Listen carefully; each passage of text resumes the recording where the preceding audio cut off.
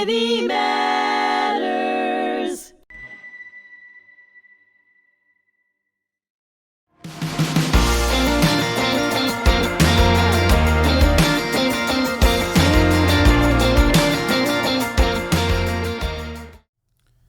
So now, as the world has sort of come full circle, let's talk about the world, America, Israel, Europe, Australia, Ukraine, Russia, social media, about the world post-October 7th, and the unique position you are to have a certain perspective of it. And give us some insights on what's going on today. Look, I mean, growing up how I grew up, and having had this opportunity to meet and spend time with Holocaust survivors and righteous amongst the nations, and learn from these people and spend time with these people, what we're seeing doesn't surprise me in the slightest. It doesn't surprise me one bit either, which is pretty funny. I was unique in that. Yeah, it doesn't surprise me. Like, I grew up knowing that it was only a second away. And also understanding and knowing that our history as a Jewish people is very, very long. Yes. And we're just in the middle of it. And this is just a blip in this history. And this is just something that we have to ride out. Because there are hard times as Jews. Right? We say this every Seder night. Behold, Yes. Dovador, in every single generation they're coming for us. In every generation, Amalek will come. And they do. And who takes that form this time? Exactly. And the question is how we respond to it. And so within that, the surprise of this didn't hit me at all. There was no shock or surprise or element of anything of the such. And different people respond differently to different circumstances. I was, from the depths, my foundation took a very, very interesting change of a role about 3 years ago when Russia invaded Ukraine. Yes. When Russia invaded Ukraine, I was in Poland. It just so happened I was there. And all of a sudden I'm getting calls from contacts in the Israeli security industry, in the Israeli government, and in a lot of other agencies saying, beep, beep, beep, beep, beep. Tens of thousands of Jews are running to you right now. From Ukraine. From Ukraine, they're running to the Polish border. What the hell do we do? Right? There's no setup for this. Right? The Jewish agencies scramble, run and take any hotel and every hotel they can get in Warsaw. Anyone who says they're a Jew is checking in for free. Right. But no one's got nothing. Everyone's run the borders with nothing. Even silly things you wouldn't think of. Water, Adam, right? Now, if I told you now to go and buy 10,000 bottles of water, you'll actually know what to do, right? Right. We know exactly where we'd both go. It's Costco, right? Straight there. We make it massive easy carts. in America. We make it in America. You make it real easy. Yeah. But say that I'd just come to America, try to buy 10,000, and this is what happened in Poland. In Poland, there's no Costco, right? There's like something like that, but it's membership only, blah, blah, blah. You want to try and get 10,000 bottles of water from the supermarket, you're going to be standing there for hours going like that. Right. Things like that, no one knew what to do. And suddenly all of this work that I'd done in Poland until that point, and every year I buy tens, if not hundreds of thousands of dollars worth of goods to give out to the righteous amongst the nations before their holiday season, from Poland to Ukraine to Lithuania to everywhere. Because they needed to be cared for. Because they need to be cared for. No one was. No one. I'm the only person in the world who visits the last living righteous. No one else does that. No one else does that. And so when it came to that, it was kind of like, okay, now I know what to do in this scenario. And so I'm there in Poland in this tremendously stressful situation. All of these people are running across. And I go to these places and I'm seeing these people. And it's just mind-blowing. It's not part, like it's just, who the hell thought you'd see this?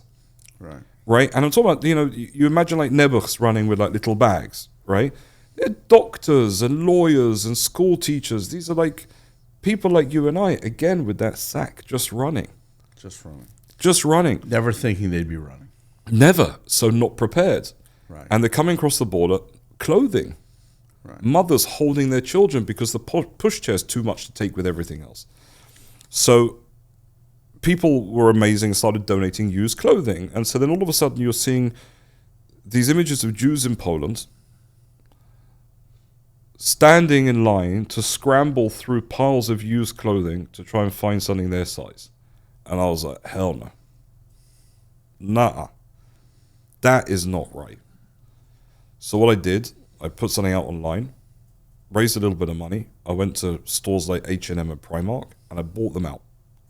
I like rented like a U-Haul, and I just bought these stores out completely. And I went to everywhere, all the hotels of the Jewish agency. I took a room, and I made a shop, like a boutique store. I got people to come and volunteer. There's Israeli medical students in Warsaw. They all came and helped me. We created these little shops, and the idea was that any of these Jewish people who need can come in and take clothing like a mensch entirely for free, but just feel good about themselves. Right. And wear something nice, pushchairs, right? I mean, you can't. I've never in my whole life thought I'd be buying like hundreds of wheelchairs and crutches. I didn't know where to start, right? But you know, so this whole system and this potential of helping people and doing what was right by them, and I did that for about a year and a half, and eventually, like, even then, like the opportunities that we had, I was in the first year of the war between Russia and Ukraine. I was in Ukraine 6 times. 6 times, taking stuff in. And you've had your experience at this point so much with the righteous Holocaust survivors going to the camps and things like that. And so you're steeped in Holocaust knowledge. And now, you know, the Russians are, I will say, misappropriating Nazi Holocaust history to prescribe to their enemies. Right. All of a sudden, these Ukrainian victims who their kids are being kidnapped, who they're bombing homes and not military targets every minute, who are running for their lives, they're being portrayed through a propaganda effort as they are the Nazis. Right. That was shocking. But I'll be honest with you, like the reason, in all honesty, my absolute concern was the Jews. Right. And I'm proud of that. Because, should be. Because the truth is, and I said this the whole time, someone said, well, how do you feel about just helping the Jews? I said, you know what? When I finish all the Jews, then I'll help everybody else. I'll get to the rest. I'll get to the rest because I promise you, no one else is thinking of the Jews. Right. Because no one else ever does. Right. But with that being said, absolutely the first group of people that we offered to leave were the righteous. Right. There were 8 righteous living in Ukraine at the beginning of the war. Right. One of them wanted to leave. Imagine this scene. The Israeli embassy sent their security with their armored cars to pick this righteous up from her house. Right. They drove her to the border of Ukraine and Poland, and we picked her up on the other side and drove her out to safety. Right. When have we ever had an opportunity to repay a debt like that? Like, that was mind-blowing. What other nation would say that not just for their citizens, but on behalf of their people, they will pay back the debts that they owe? What other nation in the world would even consider it? Never. None. None. And this is the pride that we have as Jews. Right. And to be able to do such a thing. And, you know, and it's complicated in Ukraine. You know, you go across the border and you see the Ukrainian flag and the flag of Bandera. Bandera was a Nazi collaborator, was a horrible man. Right. The Ukrainians were awful during the war. Right. They were Nazis, a lot of them. They were scumbags. So just not that weak. Correct. Yeah. I mean, so, you know, with all due respect, like, you know, it's not as simple as that. But the flip side is that this were a group of people that were being persecuted, and Jews were at the receiving end of it. And I mean, you can't imagine the conversations, right? Conversations. Can I talk about it? Whatever. I get called into a meeting. It didn't end up happening the way it said, so I can probably talk about it. Get called into a meeting with very, very high-level security people from lots of different countries. Right. And I was brought in for a specific reason. The problem is as follows. The only way to get elderly people out of Ukraine at the beginning of the war was on trains. Yeah. The train stations were jam-packed With people. with people. You could buy seats. They're very expensive, but you can buy seats. Jewish communities were buying whole wagons, Right. and the Ukrainians were getting scared that if those trains pulled up to a stop, you're going to end up with a little bit of a pogrom, that the Jews are going to get thrown off. What do we do? How do we protect these trains? And I'm sitting there listening to this conversation, and I'm like, whoa. Like, imagine being, like, having this conversation again. At least they cared to have it and make sure it didn't happen. Correct. And thank God it didn't happen, but still, like, it's a mind-blowing thing to discuss. And, you know, and then the war with Ukraine, and then we brought all these people to Israel, right? Which was, you know, I was incredibly proud to be part of that mission as well, and get all of these people home, back to where they're safe, because we have Israel. Right. And then war in Israel. And then the pogrom happens in Israel. Correct. The worst death of Jews in a single day since the Holocaust. Correct. And boy, was that a day I'll never forget. Where were you? I took my kids. We'd gone for a long weekend. It was Simchat Torah. Yeah. So the girls wanted to go away. So we flew to Cyprus, which is an hour flight away. Yeah. And we were staying in a nice hotel in the center of Larnaca. And we'd gone to sleep.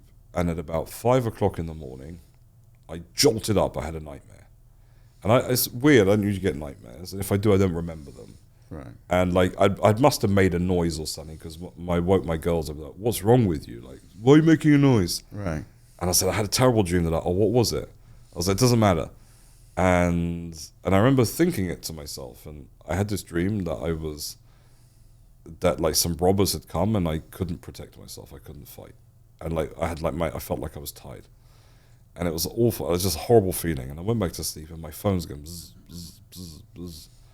Oh, what the hell's going on? It's like Shabbat in the morning, Chag. Right. Like, who's calling me? I look down, and it's red alerts from Israel. I'm like, this looks serious. Right. And then I see more and more and more. And so I pick up the phone and call a friend in the army. And I said, what's going on? Right. And he says, we're under attack. We're under attack. I said, shut up. I said, don't make jokes. Like, really, what's going on? He says, no, we got under attack. I couldn't believe it. Then, again, I'm with my kids there, and, you know, and I've never spoken to my ex-wife on the phone on Shabbat in a million years. She calls me. And now you know. And I'm like, aha. So I'm like, what are we doing with the girls? Right? Because I'm probably going to have to get back to Israel. This pointless. If the whole country is being attacked, like, and I don't need to bring them back to the middle of that, then I'm not going to. Right. And so she's like, let's see how it plays out. It didn't play out very well. And so we instead of flying back directly to Israel, I flew the girls to London to put them with my parents for a little bit. To help at least have them avoid that heaviness of a situation where there's nothing they could have done anyway. And, you know, that was an intense time. Like, you know, I think that was the first time my kids have ever seen me cry like that. You know, my kids I sat there, and they'd come in the room, and I'd just grab them and cry on them.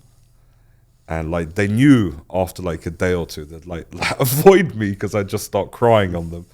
And then they could see I'd be getting like very upset, and they'd come and be like, come here, dads. And I just couldn't stop crying. It was, you'd see because they could have been your kids. They could have been my kids, and they were friends' kids. And then suddenly I'm getting phone calls like a day in from people like, help us. And I'm like, okay. And, you know, friends of friends, and then like family friends, and like I remember one phone call in particular that I got, I think it was on the second day, that 8 members of their family had been taken hostage. Wow. maybe more. It turns out that it was about 14. The rest were murdered and they couldn't find the bodies. And they called me up and they start telling me this. And they said they've been taken hostage, they've been taken hostage. And I'm like, okay, right, like, how can I help? They're like, look, they also have Austrian citizenship. We need to get in touch. And so, thank God I have a good network. And I remember calling a journalist in Austria who I kind of knew. I said, I need your help. So he's completely blown away, and he says, this is the phone number to the press secretary to the Minister of Defense of Austria. So I called her up and I said, hi, this is Jonny Daniels. You don't know me, but this is the situation. Right. She said, hold on a second. I can hear some rustling and some noise. Suddenly I've got the Minister of Defense on the phone. This is all within 15 minutes. Right.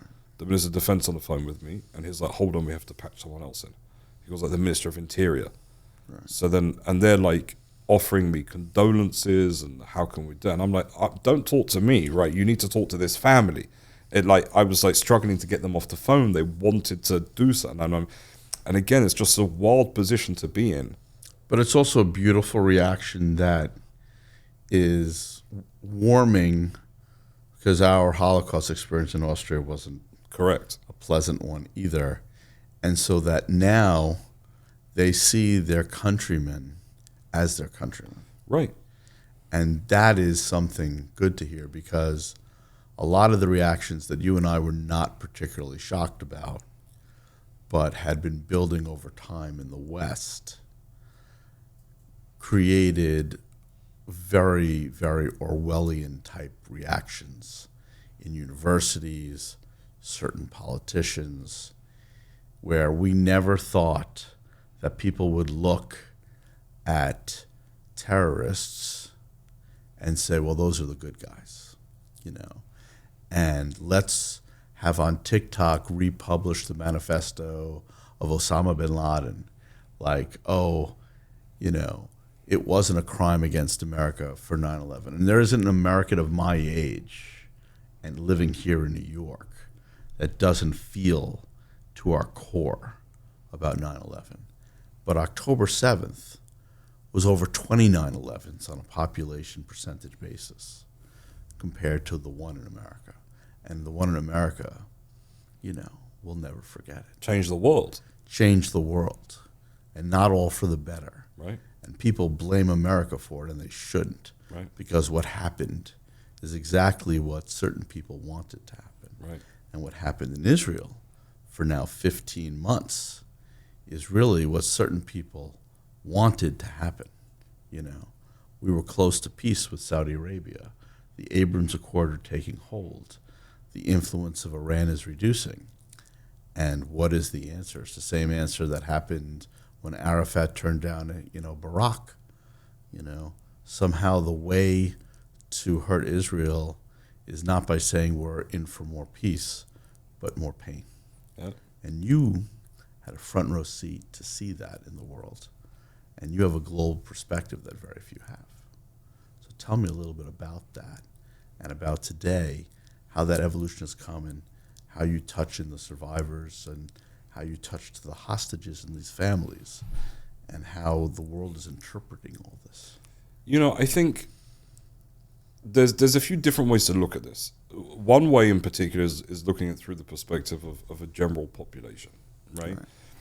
And on a political level, I'd say that by far and large, the majority of people are very sympathetic towards Israel. By far and large, even those who can't say it out loud. They get it, they're not stupid. You really sit down with someone, it's like, are you an idiot?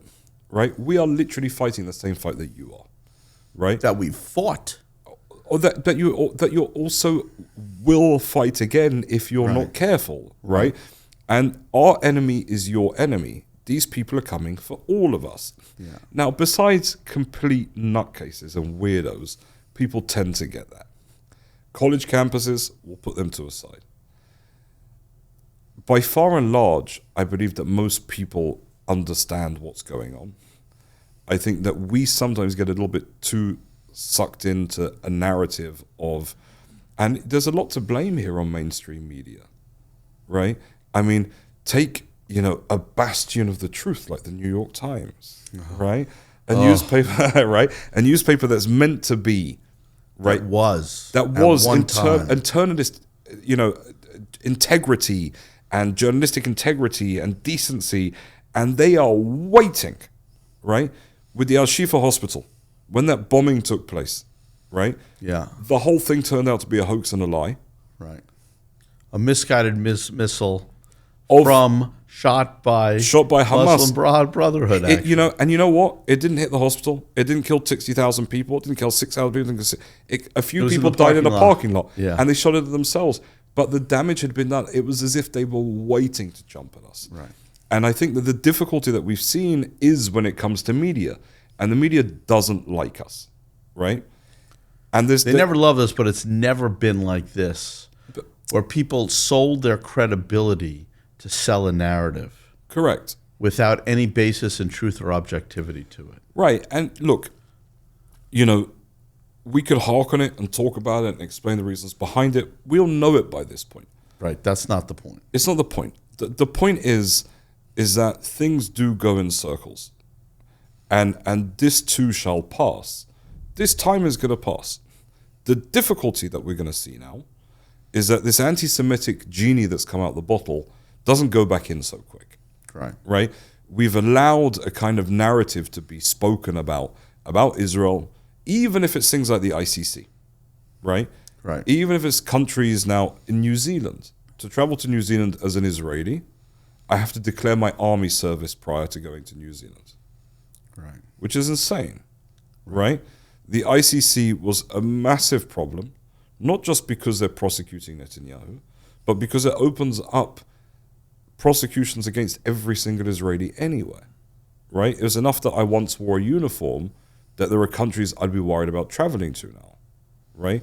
Jews have been run out of Mexico, Chile, other countries in South America, massively problematic now. Israelis are having a hard time traveling there at the moment. These are things that they have to be aware of.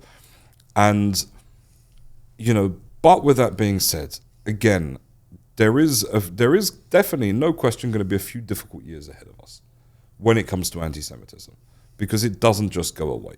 It doesn't just dissipate. It doesn't disappear overnight. This is something that slowly, once again, will be put back in the box until it's going to explode again at some point, at some time, against the Jews. We know this. The thing that gets me and that I'd really like to talk about with you is, everyone in this world is entitled to their own opinion. You're just not entitled to your own facts. And, when we step away and within our own world of it, every nation, Israel, United States, the United Kingdom, no one walks around with completely clean hands. There are always things that, like we love to say in America, are pursuit of a more perfect union, right? But at the same time, there's a rewriting of history, and some of it is history instantaneously. They want to redefine what a genocide is. Talk about ethnic cleansing. Israel is the most diverse nation for religions and races and women's rights in the entire Middle East, from all walks of life. But there are schools and institutions that are teaching a very different view of the world with tremendous basis in opinion and rewriting the facts. How do we combat that?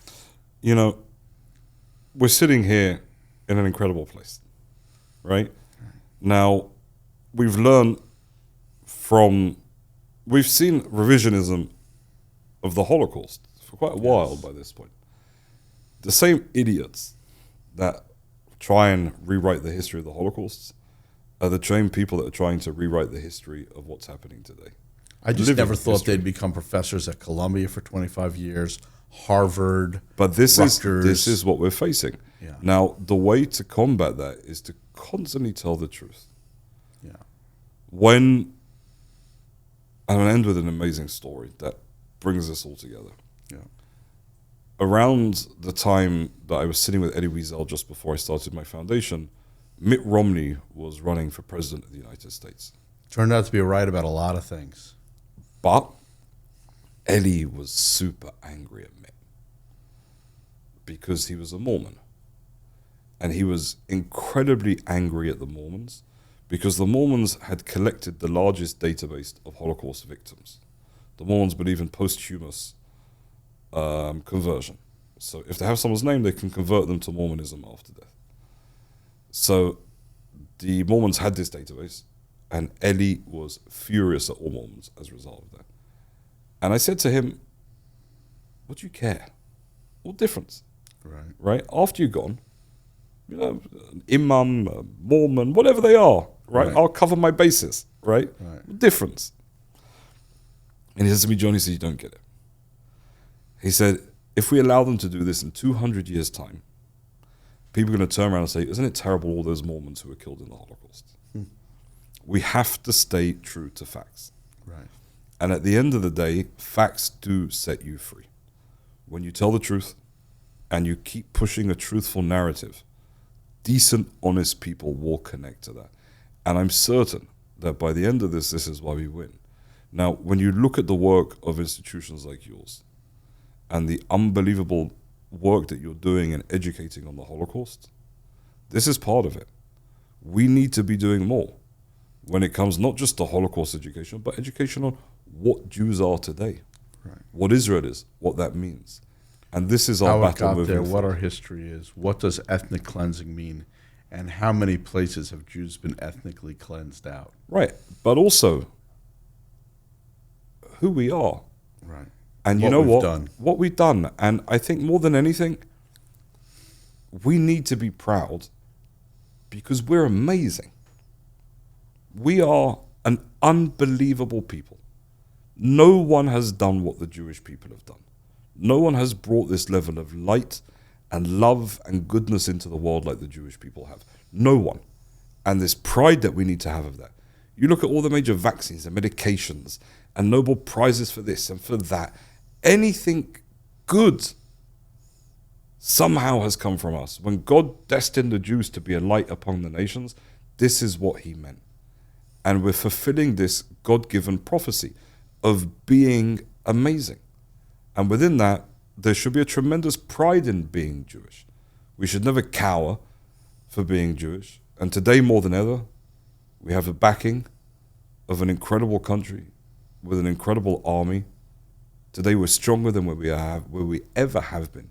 Now, more than ever, is the strongest time to stand up and be tall and be proud of being a Jew. Always be proud. Always. Thank you so much, Jonny. Thank you, It's Rob. been an honor and a privilege. Thank you so much.